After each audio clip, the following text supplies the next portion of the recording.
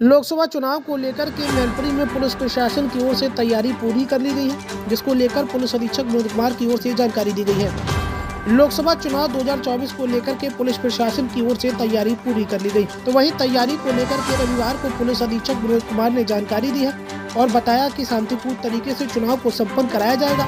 अराजक तत्वों पर प्रशासन की पैनी नजर रहेगी और जो चुनाव का माहौल खराब करने का प्रयास करेंगे उनको बख्शा नहीं जाएगा।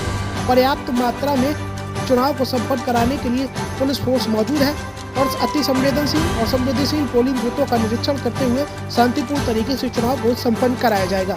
क्या इंतजाम है? कितना लोकसभा चुनाव में मांग की गई है, कितने फोर्स से चुनाव संपन्न होगा मैनपुरी में? देखिए, कल से आदर्श आचार संहिता लागू हो गई है जनपद में और आदर्श आचार संहिता के अनुपालन के लिए जैसे 163 जो हमारे सेक्टर बनाए गए हैं वो टीमें पुलिस अधिकारी भी उनमें लगाए गए हैं। इसके अलावा जो फ्लाइंग स्क्वाड है 12 हर विधानसभा में 3-3 फ्लाइंग स्क्वाड लगाए गए हैं, जिसमें उनके साथ पुलिस अधिकारी हैं। जनपद के जो 5 जनपदों की सीमाएं हैं वहाँ पर नाका लगाए गए हैं, वहाँ पर चेकिंग हो रही है।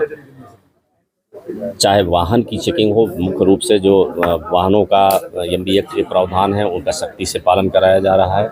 साथ ही किसी भी प्रकार की चुनाव में शराब का या ड्रग्स का या किसी प्रकार के आर्म्स को बहुत सख्ती के साथ देखा जा रहा है, चेकिंग की जा रही है और इनको अगर कहीं पर कोई किसी तरह की रिकवरी होती है तो उन पे न केवल हम संबंधित एक्ट में कार्रवाई करेंगे बल्कि बड़ी धाराओं में और भी प्रिवेंटिव गैंगस्टर वगैरह की भी कार्रवाई में करेंगे। जहाँ तक संवेदनशीलता की बात है तो ये हमारे सारे थाने की जो पुलिस बल है, साथ साथ हमारा जो पैरा मिलिट्री फोर्स है, ये एरिया डोमिनेशन की कार्रवाई चल रही है। जो हमारे चिन्हित वल्नरेबल मजरे हैं, जो चिन्हित वल्नरेबल सेंटर और बूथ हैं, उन पे लगातार भ्रमण का, एरिया डोमिनेशन का, चिन्हीकरण का काम चल रहा है।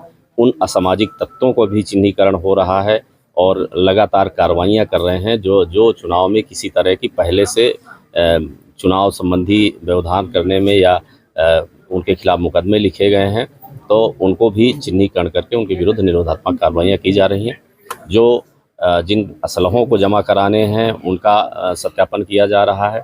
हिस्ट्री शीटर हैं उनका वेरिफिकेशन करके जिनके विरुद्ध कार्रवाई किया जाना है वो सारी चीज़ों की हमारे पास सत्यापन का काम और उनके चिन्हीकरण का काम, उनके विरुद्ध निरोधात्मक कार्रवाई का काम चल रहा है। तो पूरे जनपद में भयमुक्त, स्वतंत्र और निष्पक्ष चुनाव कराने के लिए ये माहौल पूरा तैयार किया जा रहा है और चुनाव आचार संहिता का सख्ती से पालन कराया जा रहा है। साथ ही जो इसमें विभिन्न प्रकार के कानून हैं, अगर कोई आचार संहिता का उल्लंघन करता है उसमें आरपी एक्ट है जो 1951 का है, इसके अलावा आईपीसी की धाराएं हैं। तो विभिन्न कानूनी प्रावधान है जिनके अंतर्गत हम कार्रवाई करेंगे अगर कोई किसी तरह का उल्लंघन मिलता है। और पूरी तरह से हमारे जनपद का पुलिस बल सक्रिय है, पैरामिलिट्री फोर्स सक्रिय है और हम भयमुक्त, निष्पक्ष और स्वतंत्र चुनाव कराने के लिए पूरा माहौल तैयार है। सर, पैरामिलिट्री फोर्स की कितनी कंपनियां हैं? पैरामिलिट्री फोर्स की 2 कंपनियां जनपद में हैं और लगातार उसमें भ्रमण कर रही है।